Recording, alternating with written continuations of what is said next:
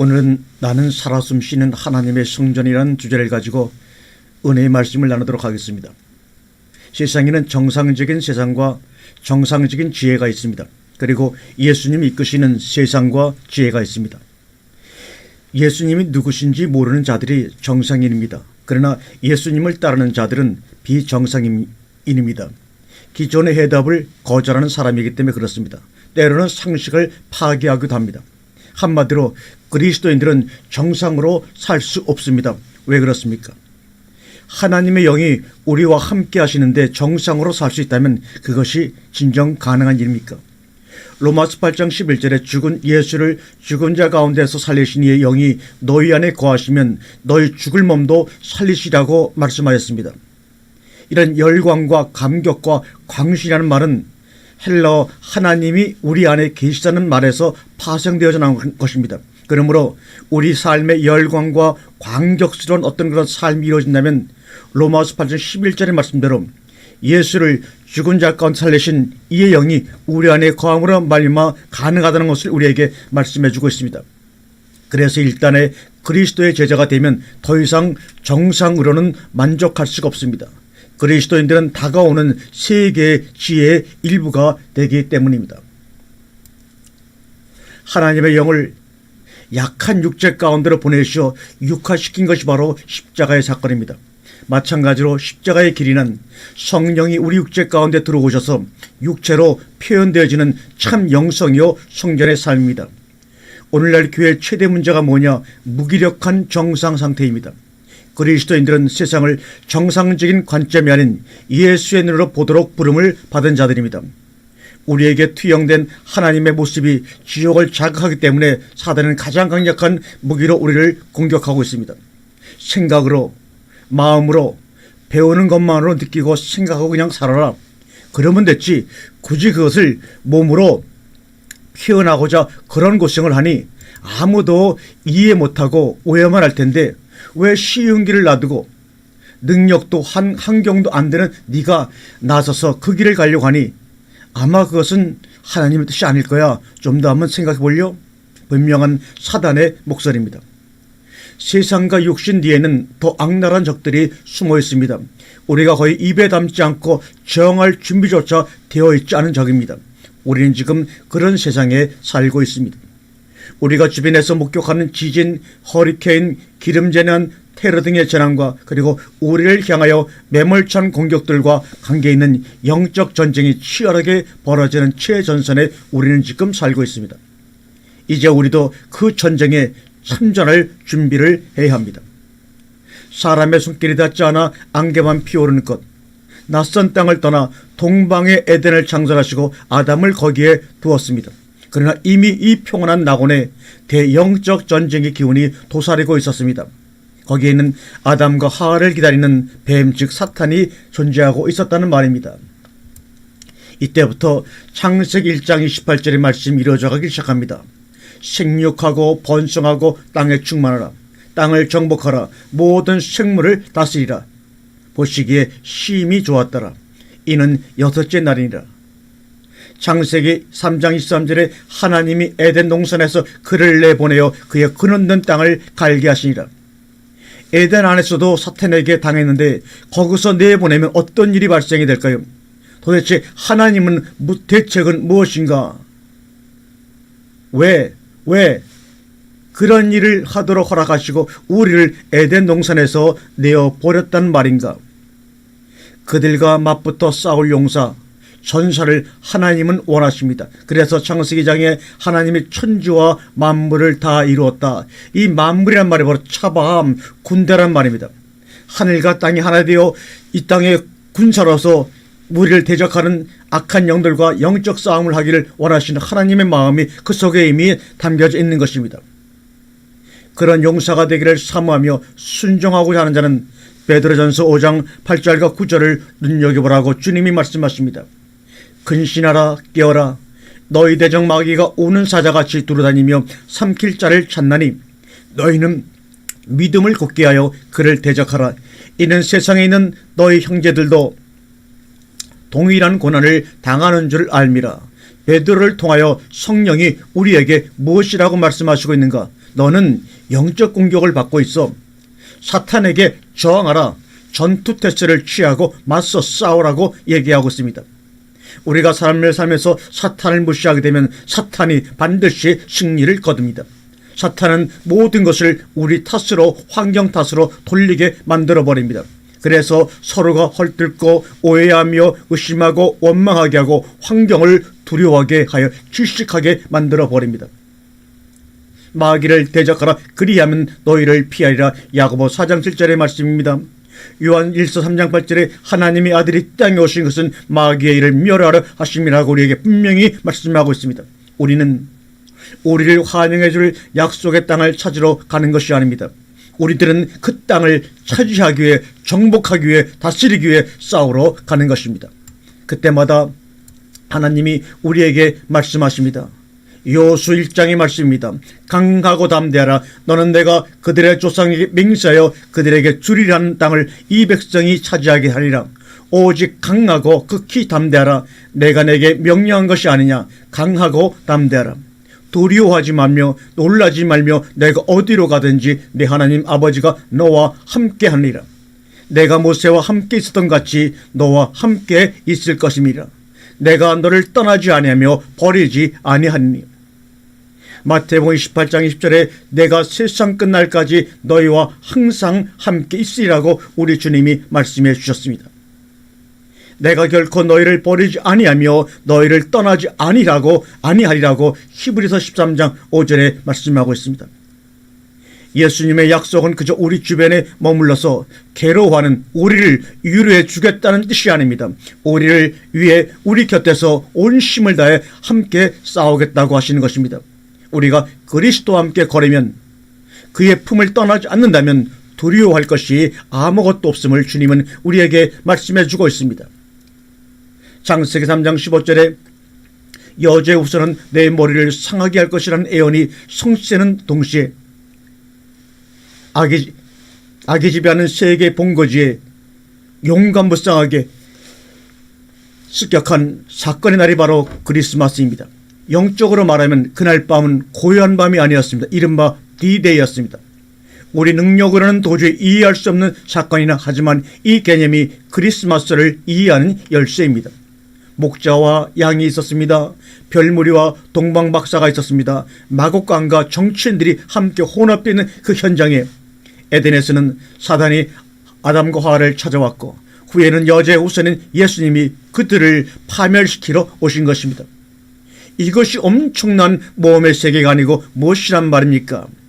요한계시록 12장 11절에 용이 여자에게 분노하여 돌아가서 그 여자의 남은 자손 곧 하나님의 계명을 지키며 예수의 증거를 가진 자들과 더불어 싸우려고 바다 모래 위에 서 있더라.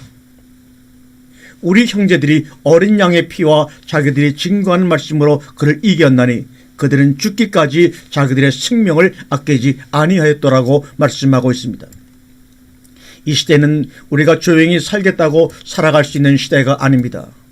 우리의 의사와는 상관없이 우리는 영적 전쟁의 한복판에 몰려가 있습니다. 지금은 전쟁 중입니다. 가장 큰 계명은 마음을 다하고 정성을 다하고 뜻을 다하여 주 너의 하나님을 사랑하라는 겁니다. 마음으로. 그 내면에 드러나는 그 하나님의 사랑이 외면으로 드러날 때 하나님은 창세기 1장 28절의 말씀을 이행함으로 겉으로 드러납니다. 생육하고 번성하여 땅에 충만하라. 땅을 정복하라. 모든 생물을 다스리라. 위의 말씀을 이루는 유일한 길은 하나님과의 관계를 늘 유지하는 것임을 우리는 명심해야 합니다. 우리는 세상을 구원하는 방법을 압니다. 다만 우리가 그것을 알고 있다는 것을 모를 뿐입니다. 하나님은 우리를 왜 창조하셨나? 관계를 위해서이다. 하나님은 혼자 사시지 않고 그 삶을 우리와 나누기로 하셨습니다. 날이 서늘할 때 함께 걸을 사람이 없으면 하나님은 외로워지십니다. 하나님이 이르시되 사람이 혼자 사는 것이 좋지 아니하니 내가 그를 위하여 돕는 배필을 지으리라. 에덴에서 모든 것이 완벽해도 혼자 있는 것은 좋지 않다고 말씀하십니다. 창세기 1장에 창조시에 좋지 않다고 하신 유일한 구절이 바로 혼자 있는 것입니다. 놀랍게도 하나님은 약한 자리로 내려오셔서 자신을 숨김없이 드러내 주셨습니다. 하나님은 사귐을 위하여 우리를 지으셨습니다. 궁극적인 진리의 실체는 오직 관계 속에서만 경험할 수 있음을 우리는 알아야 합니다. 우주는 물체들이 아니라 물체들 간의 관계로 구성되어 있다는 양자 물리학의 단순성과 복잡성이 믿음 물리학의 정수를 잘 대변해주고 있는 것입니다. 본질은 사물들 자체에 있지 아니하고 그것들 간의 관계에 있다는 것입니다. 신앙이란 하나님과 사람, 사람과 사람 그리고 피조세계와의 관계로 이루어지는 것입니다. 용기는 물과 흙으로 빚어지고 거기에 바람이 불어와 바람으로 말리고 또한 불로 굽습니다. 녹이고 비비고 채워서 성령으로 나를 새롭게 하소서. 달과 해와 지구는 식물성의 강압선작용과 빛과 공기와 물의 순환 관계 속에서 존재한다는 것은 여러분 이미 아시고 계시는 사실입니다. 세상을 구원하는 방법은 더 많은 규칙, 법률, 말씀을 지키는 것이 아니라 바른 관계를 위해서 우리 모두가 함께 사는 것입니다.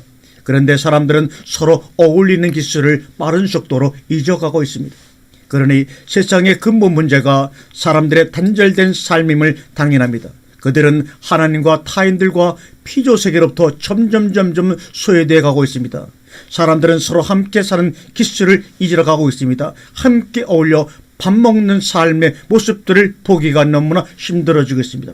관계는 우주의 영혼이다 이런 말 합니다. 그런데 그 영혼이 병들었어요. 얼마나 병들었을까요? 바른 관계가 모든 것이라는 교회가 잊어버린 진리를 기업계와 금융계가 선포하고 있을 정도로 병들었습니다. 우리는 고품격 고객관리가 경쟁력의 열쇠로 작용하는 관계 경제에 이미 진입해 있습니다. 우리가 휴대전화를 살 때 휴대전화 회사는 손해를 본다 이유는 그들이 휴대전화를 파는 것이 아니라 당신을 장기적인 관계로 끌어들이는 데 관심이 있기 때문에 잠시 손해를 본다 하더라도 그 모든 것을 감수하는 것입니다. 아이폰으로 시작한 스마트폰 경쟁이 심화되고 있는데 그것을 최초로 개발한 애플의 CEO 스티븐 잡스님 아이폰 발표에서 어떻게 그것을 개발하게 되었냐는 기자의 질문에 기술력의 관계와 기술력의 결합으로 탄생하게 되었다고 고백하는 것을 들었습니다. 우리는 하나님의 성전입니다. 성전의 삶은 신비의 삶입니다. 왜요? 무한대신 하나님이 질그릇 같은 유한된 나의 속에 들어와 계시다는 것 자체가 신비 중에 신비가 아니고 무엇입니까? 어떠한 신비를 더 기대하고 있습니까? 어떠한 기적을 더 여러분이 기대하고 있냐는 말입니다. 성전은 갈라디아서 2장 15절에 십자가에 못 박혀 죽었나니 이제는 내가 산 것이 아니요 말씀이 육신이 되어 우리 가운데 오사 이제는 영으로 우리 신비 가운데 기록하셨습니다. 믿는 죄인이 그리스도와 연합되어 한 해가 되었다는 이 놀라운 기적들이 많은 사람의 가슴을 치지 못하고 지금 있다는 것이 얼마나 안타까운 일인지 모릅니다. 기적이라고 하는 것, 신비는 배워서 합리적으로 알 수 있는 것이 아니라 몸으로 관계로 경험되어지는 것입니다. 그래서 성령께서도 우리의 신비 가운데 오셔서 말씀을 기록하시고 기록한 말씀을 우리 몸을 성전 삼아 드러내시겠다는 뜻이 아닙니까? 고로 우리는 우리 몸을 주님께 드려야 합니다. 하나님이 세상을 이처럼 사랑하사 독생자를 주셨으니 세상을 향한 하나님의 사랑을 표현하는 하나님의 손에 잡힌 연필이 되고 싶다. 나는 그분의 손에 잡힌 찻잔이 되고 싶다. 나는 그분의 발을 닦아주는 수건이 되고 싶다. 그러기 위해선 우리는 믿음이 필요한데 믿음이 무엇이냐? 관계 확신 속에서 사는 것입니다. 전도자들은 아직도 믿음을 전하고 목사들은 삶의 문제로 고민하는 성도들에게 계속해서 믿음을 가지라고 권합니다. 그러나 사실 우리는 일상생활 속에서 우리는 믿음의 눈을 잊어버리고 말았습니다. 더 정확히 말해 믿음에 대한 이론과 가르침은 난무하나 실천이 없는 것입니다. 성경이 일관되게 정리하는 믿음은 기본적으로 하나님과 이웃, 세상과 그리고 자연과 맺는 일련의 신뢰관계입니다. 믿음이란 교리나 말씀의 옷을 입고 있는 것이 아니라 관계로 확인되는 것이기 때문에 그렇습니다. 이것을 놓치면 교리적으로는 옳을지 모르나 영적인 시체가 되고 말 것입니다. 관계보다 규칙을 앞세운 잘못된 충절은 우리 각자가 추구하는 믿음 생활도 피폐하게 만들고 말 것입니다. 묵상하고 협의하고 제거할 시간이 더 필요한 것이 아닙니다. 교회에 대한 새로운 해답이나 혁신적인 비전을 찾을 필요도 없습니다. 답은 이미 우리에게 있습니다. 다만 우리가 그것을 잠재우려 무던히 애쓸 뿐입니다. 그러나 다행히도 예수님은 우리가 잠재울 수 없는 분입니다. 예수님의 아름다운 속죄 사역이 어쩌다 하나님과 인류의 진정한 관계 회복이라는 놀라운 기적으로부터 분리되었다는 말인가?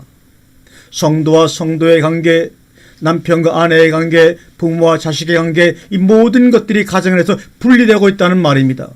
왜 성도들은 동산에 있는 실과를 따먹으면서 재미있게 관계를 맺으며 노는 대신 선악을 알게 하는 나무 주변만을 맴돌며 뱀에게 미끼를 주고 서로 싸움을 일삼고 있느냐 말입니다. 교회는 예수님을 규칙과 법정과 교리와 교단의 전통 속에 매양시켜버리고 말았습니다. 그러나 예수님은 우리를 거기로부터 불러내어 성전 삼기를 간절히 원하고 있습니다. 그것이 바로 에클레시아입니다. 예수님은 하나님이 우리를 만나주시는 고유한 장소는 우리의 마음이라고 분명히 말씀하고 있습니다. 눈에 보이는 회당이나 건물이 아니라고 분명히 주님은 못 받고 말씀하고 계십니다. 예수님은 하나님이 우리를 만나주시는 고유한 장소는 우리의 마음입니다.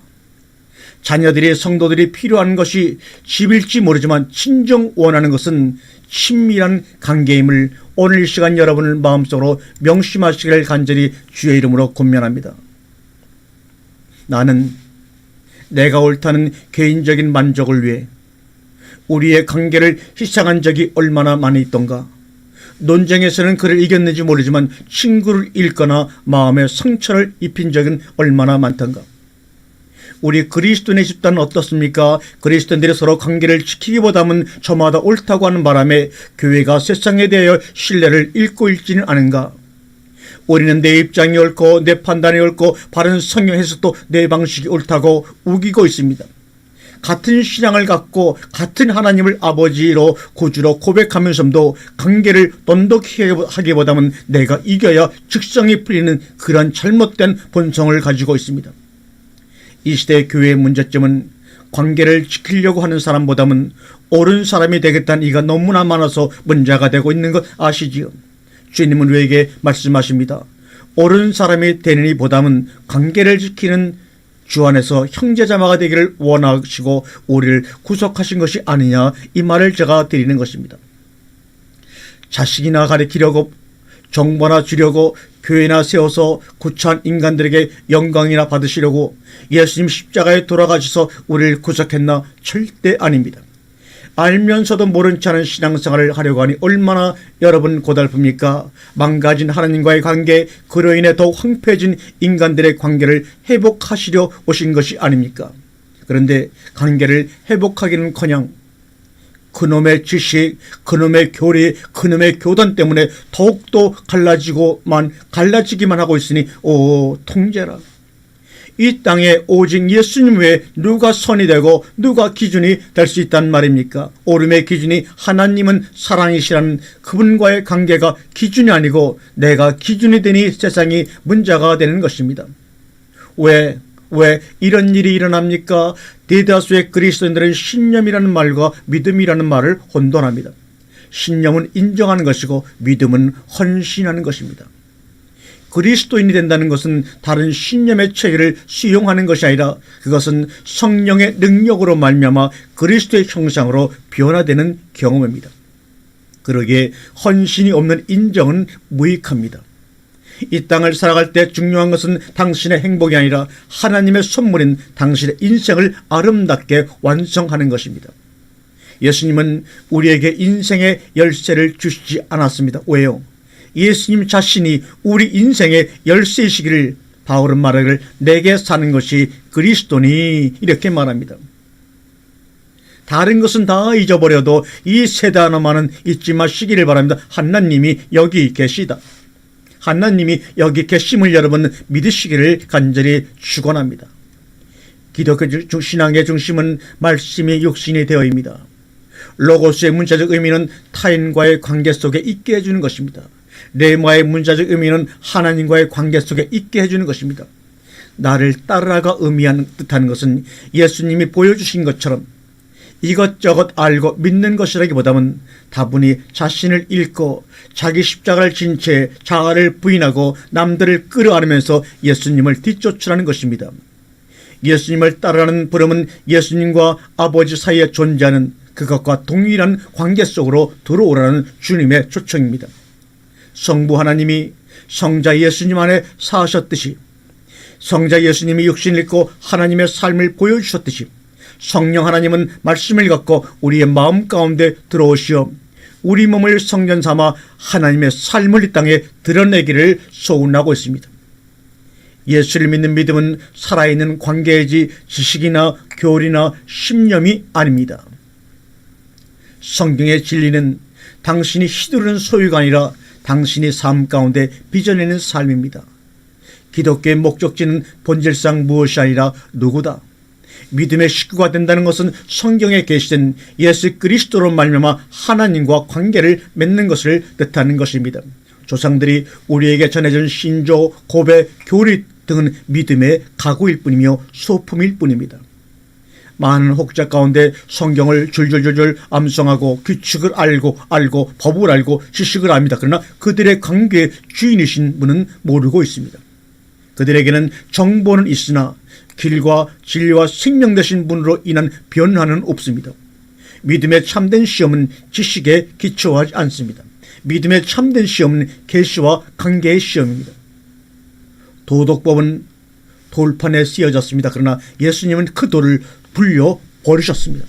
이제 예수님은 조종관을 인간의 마음속에 이식되어 너희 속에 그리스도의 형상을 이루기까지 애써나는 수고를 하노니 갈라디아 4장 19절에 우리에게 말씀하고 있습니다. 이제 믿음은 풀어야 할 문제나 답해야 할 의문이 아니라 우리가 일생을 두고 살아내야 될 신비임을 인정해야 합니다. 그 신비란 하나님과의 생생히 살아있는 관계입니다. 기독교는 방법이요 가르침인가 아니면 박동하는 심장들, 피 흘리는 심장들, 깨어진 심장들인가? 하나님으로 말미암아 그분 안에 하나로 묶인 심장들의 공동체인가? 믿음이란 소유하는 것이 아니라 함께 살아가는 것입니다. 믿는 것이 아니라 날마다 삶절만에 전만에 실천하는 것입니다. 믿음의 실천이란 관계를 맺어 나가는 것과 같습니다. 우리의 목적은 믿어야 하는 가르침을 더 얻는 데서 나아가 그리스도의 몸이 되는 삶으로 옮겨가야 합니다. 성도란 하나님의 자녀란 그의 이야기, 나의 이야기 아니라 우리들의 이야기, 하나님과 우리들의 이야기, 이웃스토리를 만들어내는 사람임을 오늘 시간 여러분 명심하시기를 간절히 바랍니다. 아버지 진리입니다. 아버지 진리입니다. 아버지 진리입니다. 아버지 진리입니다. 아버지 진리입니다. 5번을 반복해 보세요. 그러면 아버지 진리입니다로 들리지 않나요? 위 얘기를 현대인들의 자녀와 아버지와의 관계를 드러내주는 유머로 드러넘길까요? 진리는 관계를 통해서 드러납니다. 복음적인 삶은 우리가 배운 어떤 것이 아니며 제품 설명서를 갖고 조립할 수 있는 것도 아닙니다. 하나님의 영이 우리와 함께 계심을 믿고 순종하고 기도하는 삶에 익숙할 때 이루어지는 것입니다.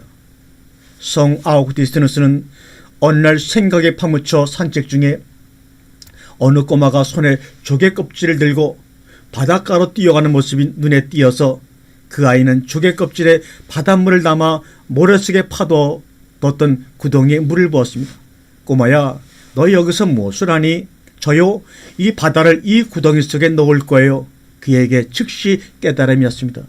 내가 지금 하려는 게 저 아이와 다를 바가 없구나. 이제야 알겠다. 내가 지금 하려는 건 시간이라는 모래 위에 서서 무한한 것들을 이 유한한 좁은 마음속에 넣으려는 것이었구나.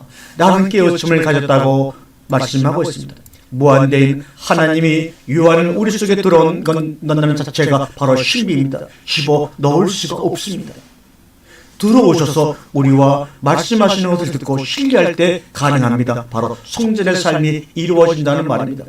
믿음은 보이지 않는 것을 듣는 기술입니다. 소망은 보이지 않는 것을 믿는 기술입니다. 사랑은 보이지 않는 것을 계속해서 신뢰하는 기술입니다. 알지 못하는 것은 노력하기보다 경험하라. 전부 버리고 내가 아는 바만 지어라. 하나님이 우리를 만나주시고 말씀을 기록하여 주신 것은 우리의 마음이니 내 마음이 아는 바만 지어라. 그러면 손과 방법은 따라오게 되어 있단다. 그러면 내 마음이 원하는 것을 다 이루어 주리라 하나님이 말씀하고 있습니다. 내가 네가 내 안에 구하면 무엇이든지 다 이루리라. 예수님을 믿는 믿음은 살아있는 관계입니다. 하나님의 진리는 설명되는 진리가 아니라 구현되는 진리입니다. 누가 예수님을 따르는 자이고 무신론자이고 이단입니까? 진짜 무신론자는 가난한 자들의 얼굴 속에서 예수님을 볼 줄 모르는 사람임을 여러분 아시나요? 우리의 삶은 남들이 읽을 수 있도록 본문이 되어야 합니다. 이야기가 되어야 합니다. 편지가 되어야 합니다. 또는 바울 벤의 말대로 살아있는 편지가 되어야 합니다. 여러분의 삶이 말이죠. 하나님의 말씀이 여러분의 삶에 깊이 배어들어 당신 발의 등이요 당신 길의 빛 정도가 아니라 아예 당신의 발과 길 자체가 되면 당신은 이제 오복음이 되고 신약과 구약의 이언제 3언약이 될 것입니다. 우리의 삶에 본문이 해석할 것이 별로 없습니다. 바울은 자신에게 그리스도의 믿음을 계속 살아있게 해준 것은 무엇인가? 그것은 예수님의 가르침이라기보다 예수님 안에 살아계셨고 우리 안에 살아계신 바로 그 성령님이었습니다. 바울이 가장 자주 언급하는 것은 우리 안에 그리스도를 살아있게 하시는 하나님의 능력이었습니다. 그 능력이 바로 우리 안에 들어와 성령 참기를 간절히 소원하시는 아버지의 영, 바로 성령님이십니다.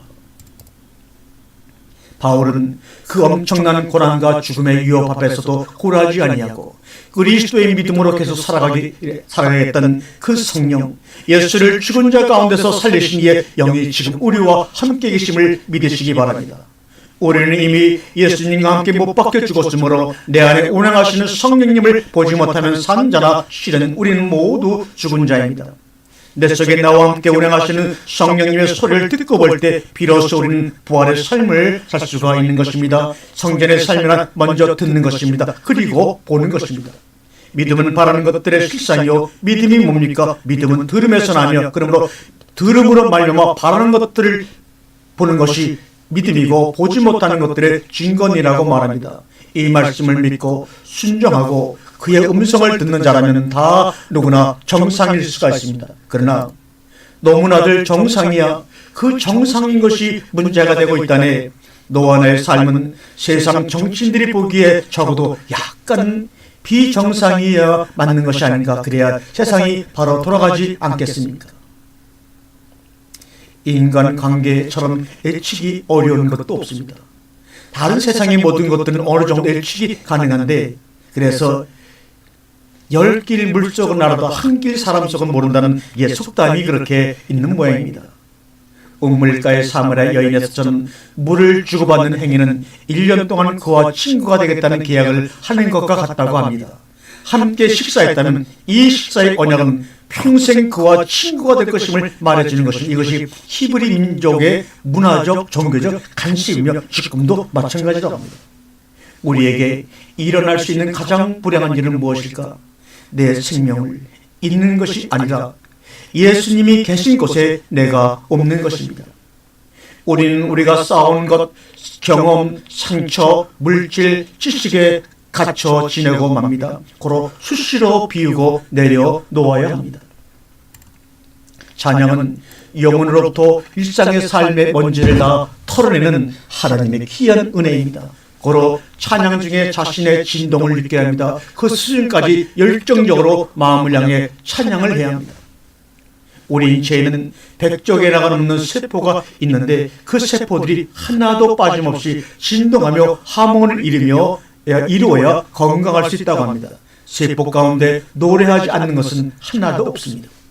우리가 세포들의 노랫소리를 듣지 못하고 있을 뿐이죠. 거기서 현대인의 난치병 등 다양한 병이 발생하는 것입니다. 모든 세포들은 자기 자리에 영원히 고정되어서 진동합니다. 단 백혈구 세포는 온몸을 이동하면서 몸을 지키기 위해서 활동을 하지요. 우리는 세밀히 우리에게 얘기하는 백혈구의 소리를 들어야 건강을 지킬 수가 있습니다. 우리는 태양으로부터 조금씩 흘러나오는 전기로 살아가고 있습니다. 그 전기가 진동이 되어 에너지로 바뀌어 우리가 서로 화답하며 공명을 일으키며 살고 있는 것입니다. 1억 개의 신경세포를 지닌 인간의 뇌는 90%가량이 물로 되어 있습니다. 그 이유는 서로 화답하며 잘 공명을 일으키도록 하나님이 그렇게 설계하신 것이 아닌가 합니다. 그런데 암세포는 미쳐서 돌아다니며 운동을 합니다. 몸의 세포는 100조 개가 있다고 합니다. 미쳐서 온몸을 돌아다니면서 고정되어서 하나님 향해 하몽을 이루는 그 세포들을 파괴하고 자기 세포로 증식을 시켜나감으로 말미암아 사람의 생명을 빼앗아가는 것이 바로 암세포입니다. 암세포는 언제 가장 많이 돌아다니면서 운동을 하나요? 피가 더러울 때, 호흡이 약해질 때, 몸이 차가워질 때 이 세 가지라고 합니다. 인간의 유전자는 35억 쌍 있는데 이 유전자의 길이를 따지면 달까지 35번이나 왕복할 수 있는 길이라는 엄청난 그 길이를 우리 몸속에 집어 넣어주신 분이 바로 하나님이십니다.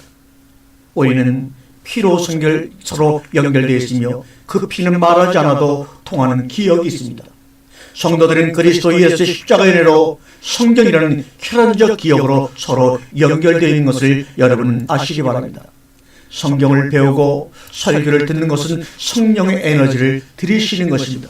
우리는 하나님의 숨을 들이쉬고 삶의 숨인 성경 이야기들을 내쉬는 여러분 되시기를 바랍니다. 즉 내용을 전하는 것이 아니라 그 내용을 내 삶으로 표현하는 것을 영적인 날숨을 한다고 얘기하는 것입니다. 내쉬는 숨을 조절해 사람들은 삶의 기초가 될 이야기를 만들어내고 있습니다. 우리가 우리 삶을 모퉁이돌 대신 예수님의 이야기에 기초하여 세워나갈 때 우리의 영혼을 위한 새로운 건축물이 아름답게 세워질 것입니다. 즉 성전을 완성해 나가는 것입니다. 우리는 하나님을 온전히 신뢰하는 것을 두려워하지 말아야 합니다. 당신의 긴 복도를 따라 걸어가면 하나님께서 앞서가시며 당신이 잘못 들어갈 수 있는 문을 모두 잠그십니다. 그렇지만 잠그지 않으시고 가만히 두시는 분 하나가 더 있습니다. 그 문을 열고 들어가면 꿈속에서나 상상하던 것보다 더 깊고 넓은 기회의 강 한 구비를 맞이하게 됩니다. 그 강 위로 배를 띄워라.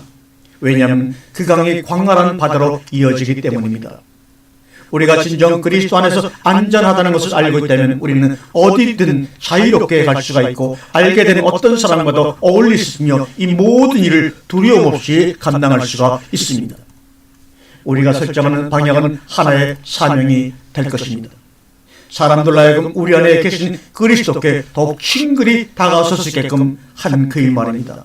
성전의 삶이란 나와 너 즉 우리와 함께 하시는 성령님의 소리를 듣고 보는 것입니다. 고로 성전의 삶은 꿈의 삶이요 비전의 삶이요 먼저 듣고 보는 것입니다. 광야, 이것은 아무것도 없느냐는 뜻입니다. 하나님의 음성의 귀를 기울임과 같은 말입니다. 아무것도 없고 오직 하나님의 음성의 귀를 기울일 수 있는 장소가 바로 광야라는 겁니다. 하나님은 인생들을 광야에 몰아넣으실 이유는 첫째로 하나님의 음성에 귀를 기울여 하나님께 진정 나오도록 하기 위해서이며 독수리처럼 창공을 날게 하여 그렇게 하시는 것입니다. 성전의 사람은 내가 좋아하는 일 한 가지를 위해서 내가 싫어하는 일 10가지를 하는 사람입니다. 내가 하고 싶은 일, 내가 잘하는 일 중 어느 것을 먼저 할까? 내가 잘하는 일에서 성공한다 하면 내가 하고 싶은 일을 하기가 쉬워지죠. 두 번째, 성전의 사람은 열정을 찾습니다. 단점으로 실패하는 사람은 없습니다. 다만 강점으로 성공할 뿐입니다. 여러분 자신감을 가지시기 바랍니다. 큰 성공은 작은 성공에서 비롯됩니다. 성령의 사람은 숨어있는 강점을 성령의 도움으로 듣고 보는 사람이 되어야 합니다. 즉 비전의 삶을 살아야 합니다. 세 번째, 성전의 사람은 소통을 잘합니다. 평가하지 말고 가르치려 말고 요약해주라. 듣고 되새김질하라. 눈을 바라보고 먼저 듣고 얘기하라. 강요하지 말아라 십자가의 소통의 중심점입니다. 성전의 사람은 조업하는 능력을 갖추고 있습니다. 우리의 믿음은 십자가의 모양으로 되어 있습니다. 십자가는 수평과 수직거리고 인성과 신성의 두 개 극단을 아우르는 상징이 아니겠습니까? 서로 대립되는 것이라도 예수님의 심화로 연결되면 하모니를 만들어냅니다. 교회는 양 끝을 연결하는 다리를 놓아주는 음악을 만들어내는 것입니다. 성전인 삶을 살아가는 성도는 자녀들의 마음속에 점을 뽑아주는 사람입니다. 그러면 그들의 능력이 극대화가 됩니다. 마음에 점을 빼주는 작업이 성전의 삶을 사는 사람들의 성도의 삶입니다. 어느 날 오에게 눌려 살던 4.5가 서울에 놀러 갔더니 오에게 대들기를 오가 하는 말이 너 서울 가서 약 먹고 왔냐 하자 4.5 하는 말이 나 서울 가서 점 빼고 왔다. 그렇습니다. 4.5에서 그 가운데 점을 빼니까 45가 되어버리고 만 것입니다. 그동안 자신을 괴롭혔던 5보다 더 큰 숫자가 된 것입니다. 그런데 우리는 관계 속에서 살다 보면 서로의 점을 빼주는 관계가 아니라 오히려 점 하나를 더 찍어주는 인생을 살고 있는 것은 아니죠. 4.5에다가 점을 하나 더 찍어주면 어떻게 될까요? 0.45가 되죠. 이것은 그 사람을 죽이는 것과 다름이 없는 행동이죠. 비록 무의식 가운데 생한 이런 행동이 얼마나 서로에게 상처가 되었을까요? 우리 이 시간에 한번 반성을 해보아야 합니다. 가족과 교회는 같은 기억을 갖고 있는 공동체입니다.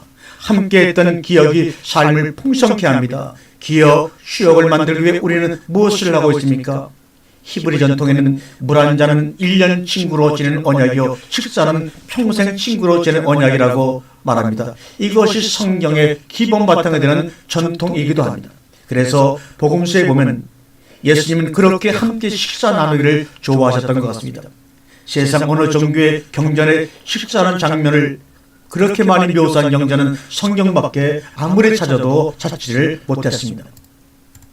내 곁에 있어줄 수 없느냐는 나는 그것으로만 족한데 그것이 안 되는 것을 아신 하나님은 아주 우리 속으로 들어오시기로 하셨다는 것입니다. 그리고 우리를 성전이라 명하시고 부르고 계십니다. 성전의 삶을 살아라.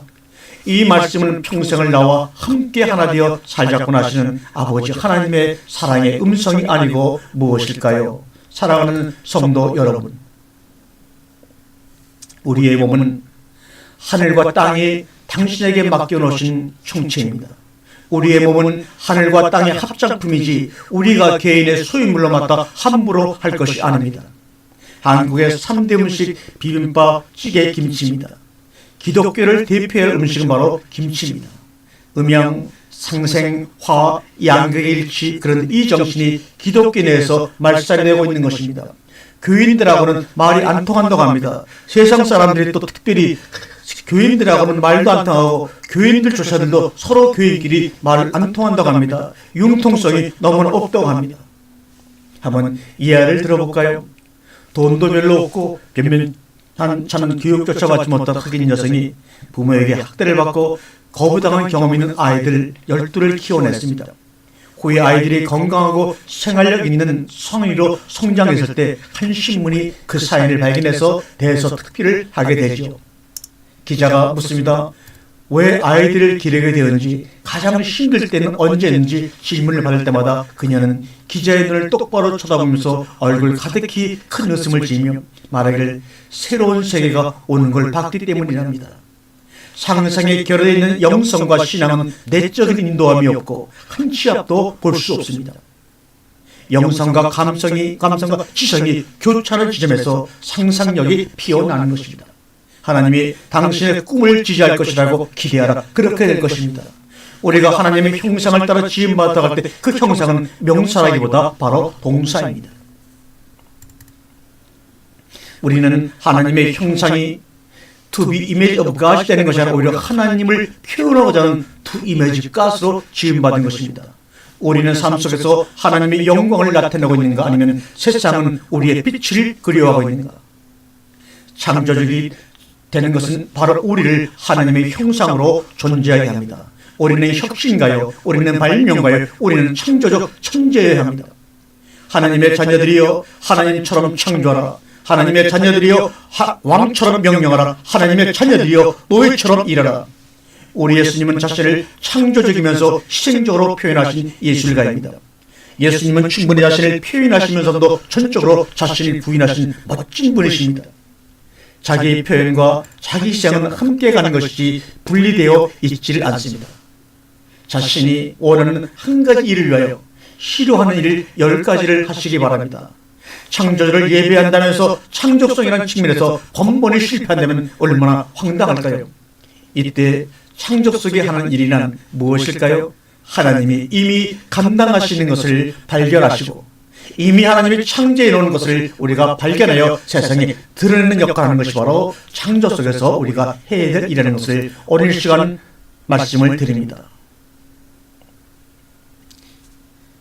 예수님의 복음을 천국 복음 혹은 하나님 나라의 비밀, 하나님 나라의 비밀을 너에게 주었느니 이방인들에게는 모든 것을 비유로 하나니 라고 밝혀주는 복음이라고 말합니다. 이 사실을 가장 분명하게 말해주고 있는 것이 마태복음 4장 17절 말씀입니다. 재기하라, 천국이 가까이 왔다. 이 말씀을 어떻게 이해할 수 있겠습니까? 회개라는 말이 무슨 뜻일까 알아보는 일이 무엇보다 중요합니다. 우리는 보통 회개라고 하면 우리의 과거의 잘못을 뉘우치고 새로운 삶을 살겠다고 결심하는 것으로 생각을 합니다. 그러나 원문에 보면 메타노이아는 의식을 바꾸라, 보는 방법을 바꾸라, 눈을 뜨라입니다. 즉 회개하라 천국이 가까웠다는 말은 눈을 떠서 천국이 가까이 왔음을 알라, 혹은 눈을 떠서 천국이 가까이 왔음을 보는 법을 바꾸라, 이런 말입니다. 하늘나라, 천국이라고 하는 것은 땅덩어리를 의미하기보다는 하나님의 주권, 다스림, 임재 등을 뜻하는 것이라는 사실을 다시 한번 상기할 필요가 있습니다. 우리가 죽어서 가는 곳 혹은 재림시 이 땅에 임할 곳 등 장소의 개념으로 생각할 필요가 없다는 것입니다. 하나님의 나라는 볼 수 있게 임하는 것이 아니요 또 여기 있다 저기 있다고도 못하리니 하나님의 나라는 너희 안에 있느니라.